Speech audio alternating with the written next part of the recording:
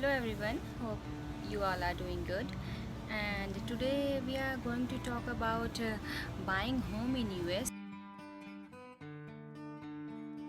As a foreign national आप यहाँ पे घर लेने के लिए क्या क्या डॉक्यूमेंट्स चाहिए और क्या क्या आपको प्रोसीजर फॉलो करने होते हैं घर लेने के लिए, और अगर आप यहाँ घर ले रहे हैं तो आप कौन सा टिप्स फॉलो करेंगे। I am going to tell everything in this video. जो घर है या यूएस में प्रॉपर्टी जो है कोई भी बाय कर सकता है, ओन कर सकता है। इधर ही इज़ नेशनल और ही इज़ फॉरेन नेशनल। यहाँ कोई लॉ या रेस्ट्रिक्शन नहीं है जो किसी भी इंडिविजुअल को प्रिवेंट करता हो किसी भी प्रॉपर्टी को ओन करने में। इधर आप घर ले सकते हैं, रेस्टोरेंट्स, लैंड, कुछ भी आप ले सकते हैं। आपको सिटीजन होना यहाँ ज़रूरी नहीं है। यहाँ पे बस ये है कि आपका एक प्रूफ ऑफ आइडेंटिफिकेशन होना चाहिए। आप कौन है ये पता होना चाहिए। आपके पास एसएसएन है तो एसएसएन नंबर आपको प्रोवाइड करना होगा, आईटिन नंबर प्रोवाइड करना होगा, आपका पासपोर्ट विल वर्क, आपका identification they want just to know and you can start buying your property whatever you. तो मेरी स्टोरी ये है कि हमने जल्दी ही लास्ट नवंबर में घर लिया। तो हमें यहाँ आए हुए ऑलमोस्ट 6 साल होने वाले हैं। तो ये 6 साल हमने घर क्यों नहीं लिया, इसका भी एक रीज़न है। And the main reason is not the money, it is the visa. So यहाँ पे जो वीज़ा होता है, ऑफ कोर्स आप घर तो ले सकते हैं लेकिन वीज़ा में इतनी अनसर्टेनिटी है, यहाँ कोई सर्टेनिटी नहीं है। आपको जॉब कहाँ चेंज करना पड़े, आपको कब इंडिया जाना पड़े, इतनी तो कहीं भी नहीं होती सिक्योरिटी। बट स्टिल यहाँ पे अगर आपको यहाँ से जाना हुआ तो विद इन 2 मंथ्स आपको घर बेच के जाना पड़ेगा। 60 डेज़ आपको होता है। अगर आप की जॉब चली जाती है तो आप 60 डेज़ मोर यहाँ पे स्टे कर सकते हैं, उससे ज़्यादा आप यहाँ स्टे नहीं कर सकते हैं। बट वही है, आप यहाँ पे अगर हम ग्रीन कार्ड की बात करें तो हम जिस वीज़ा पे हैं उसमें ग्रीन कार्ड आने में 10-15 ईयर्स लग जाते हैं एटलीस्ट। तो हम कब तक वेट कर सकते हैं। और किड्स भी ना, they need more space to play. और यहाँ इतनी ठंड पड़ती है कि हमेशा हर वक्त घर में रहना होता है। तो इसलिए घर लेना इसलिए भी बच्चों की वजह से ज़्यादा इम्पॉर्टेंट लगा हमें घर लेना। सो आई थॉट कि मैं आपको पुराने घर दिखाती हूँ यहाँ पे कैसे होते हैं। ये 1960s 1970s के बिल्ट घर हैं सारे। तो बाहर से तो इसके डिज़ाइंस कुछ खास नहीं लगते हैं, बहुत अजीब अलग तरीके से बना होता है, लेकिन ये अंदर से वैसा ही वेल मेंटेन्ड होता है जैसे आज के घर होते हैं। ये सब सारी फैसिलिटीज़ इसमें भी होती हैं, बस इनका डिज़ाइन बाहर से कुछ खास नहीं लगता। See these homes, yeah, these are old homes.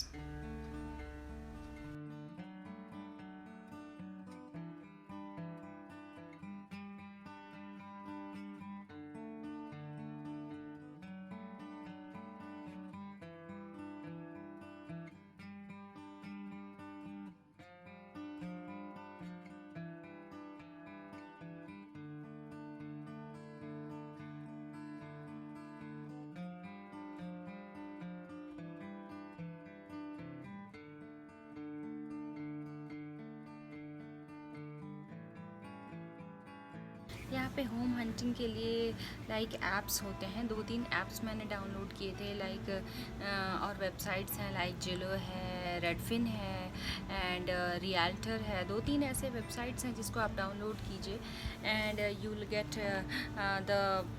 और एक्चुअली हमने यहाँ सुना था कि होम जो हंट होता है उसमें बहुत टाइम लगता है, आपको जल्दी घर नहीं मिलते, आप जैसा चाहते हैं वैसा घर नहीं मिलता।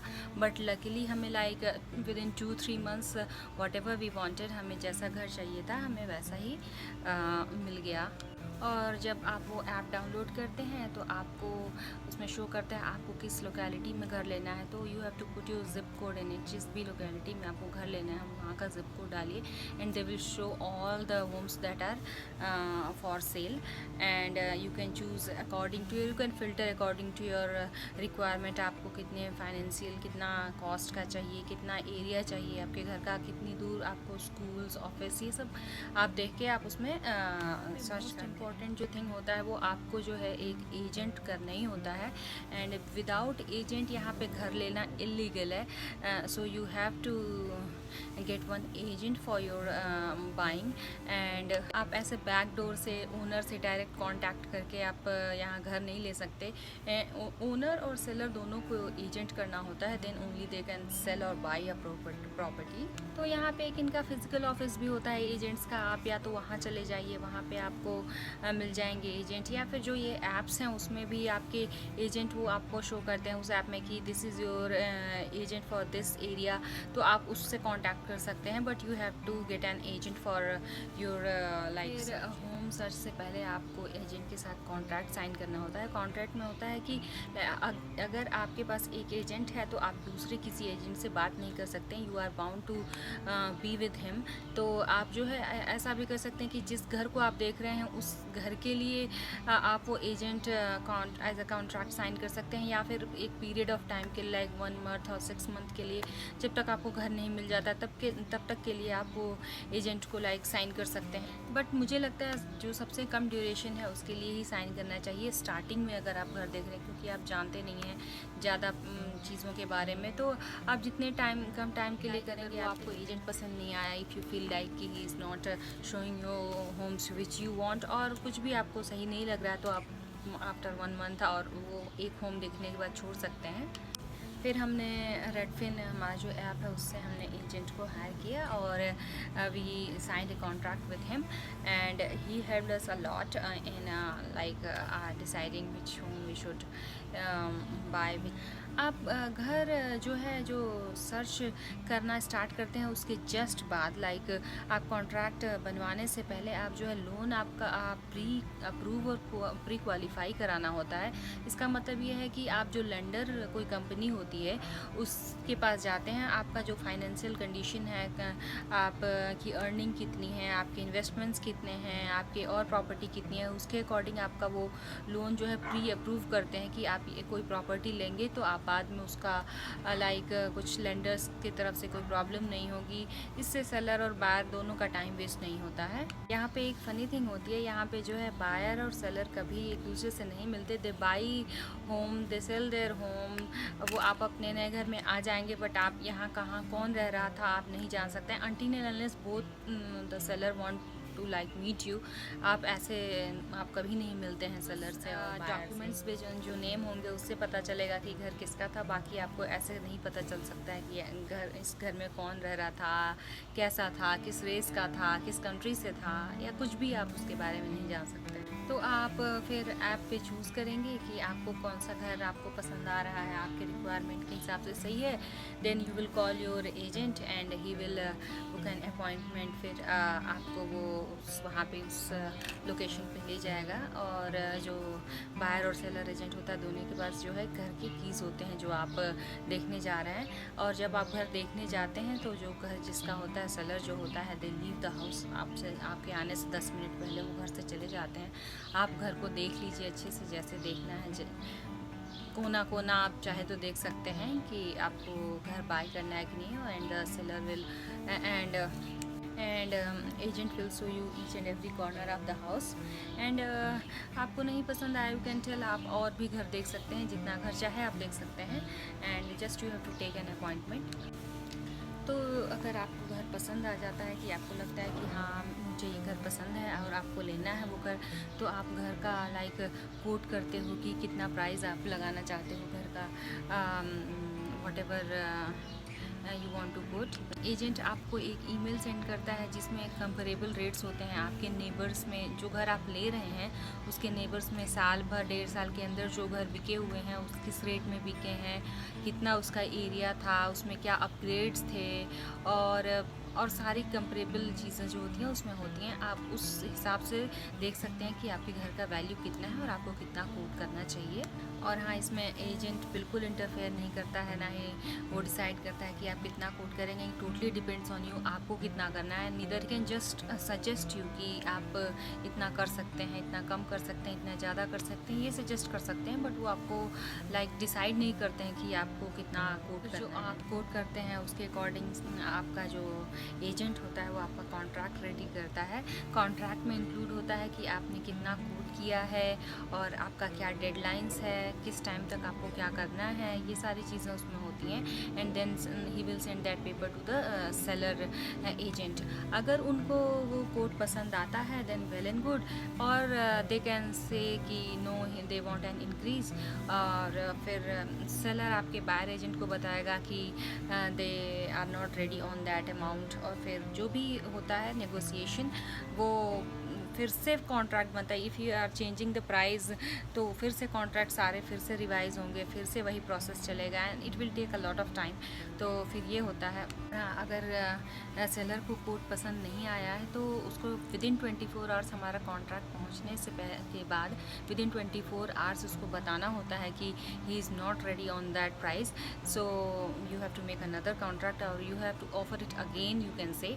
अगर पसंद आ जाता है तो अच्छी बात। So if seller and buyer both are ready on one price, तो उसके बाद होम बाइंग का रियल प्रोसेस स्टार्ट होता है। Home hunting is ends here, उसके बाद होम बाइंग का प्रोसेस स्टार्ट होता है। फिर उसके बाद होता है एक टोकन मनी आप देते हैं कंफर्म करने के लिए कि you are going to buy that home, like आप लास्ट मोमेंट पे बैकआउट नहीं करोगे, इसलिए एक टोकन मनी आपको एक स्क्रो अकाउंट होता है, उसमें आपको बायर एंड सेलर दोनों ही उस स्क्रो अकाउंट में एक पर्टिकुलर अमाउंट ऑफ मनी उसमें डालते हैं कि जो भी बैकआउट करेगा उसका मनी विल बी लॉस्ट।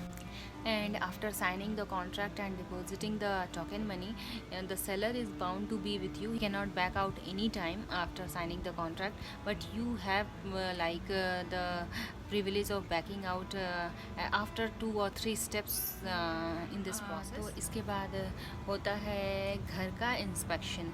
घर का इंस्पेक्शन के लिए होता है एक थर्ड पार्टी होती है, वहाँ उससे आते हैं एक लोग, is called the home inspector. वो आते हैं, ही इंस्पेक्ट्स द होम, और होम इंस्पेक्शन में ईच एंड एवरीथिंग वो देखता है, ईच एंड एवरी डिटेल्स, कहाँ क्या ख़राब है, क्या अच्छा है, roof, floor, walls, everything he will check.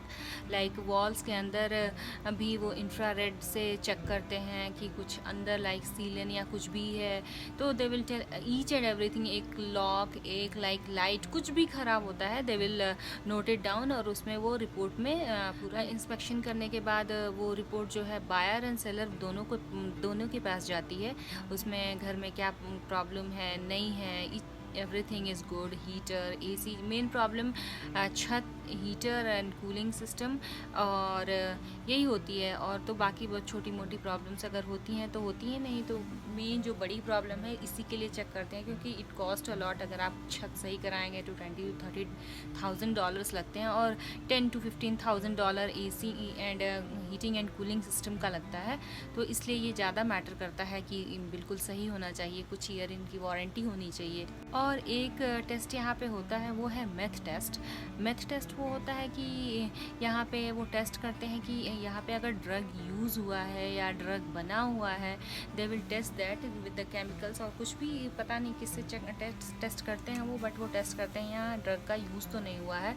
अगर ड्रग यूज़ हुआ है तो बेटर आप ओनर से कहिए कि दे विल क्लीन इट, और उसकी क्लीनिंग का लगभग $20,000 कॉस्ट आता है, इसलिए वो भी ज़रूरी होता है। हमने भी कराया था।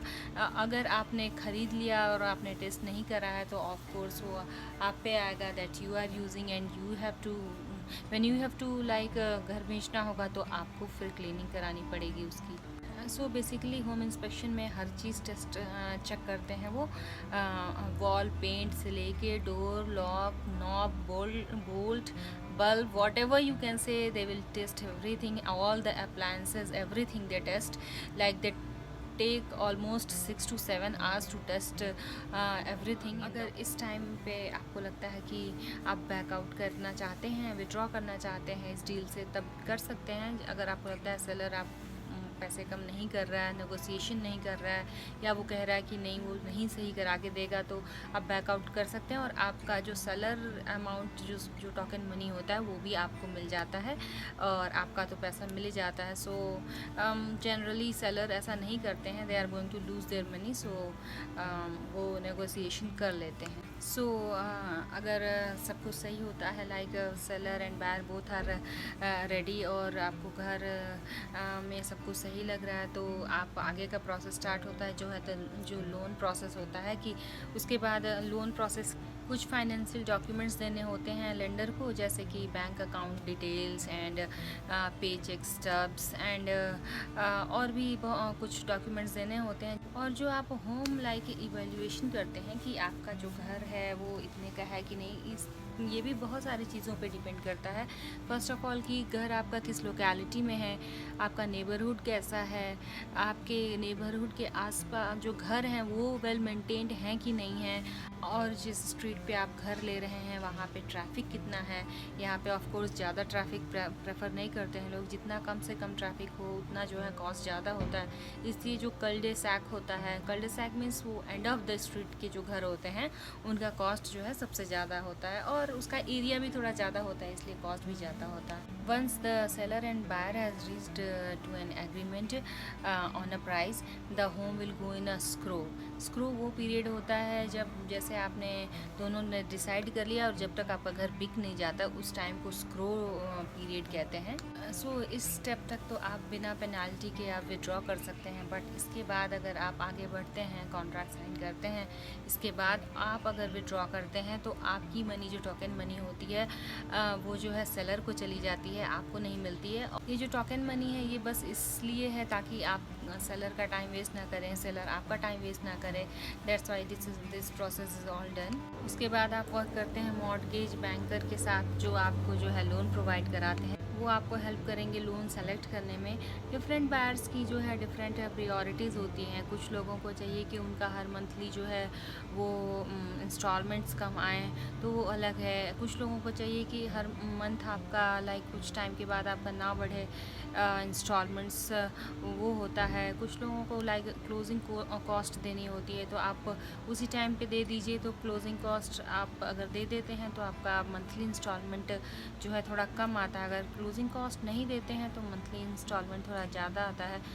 फिर होता है घर का अप्रेजल होता है थर्ड पार्टी, एक कंपनी होती है, वो लेंडर नहीं प्रोवाइड करता है। जो बैंक लोन देता है, मॉर्टगेज जो लैंड करता है उसकी तरफ से नहीं होता है, वो थर्ड पार्टी होती है। वो आती है आपके घर को देखती है, और घर के को देखने के बाद वो आपको इंस्पेक्ट करती है कि आपने जितना कोट किया है वो घर उतने का है कि नहीं, उसकी वैल्यू लाइक आपने 5 लाख अगर कोट किया है घर की, तो घर का वैल्यू 5 लाख हैं कि नहीं, then only they are going to give the loan.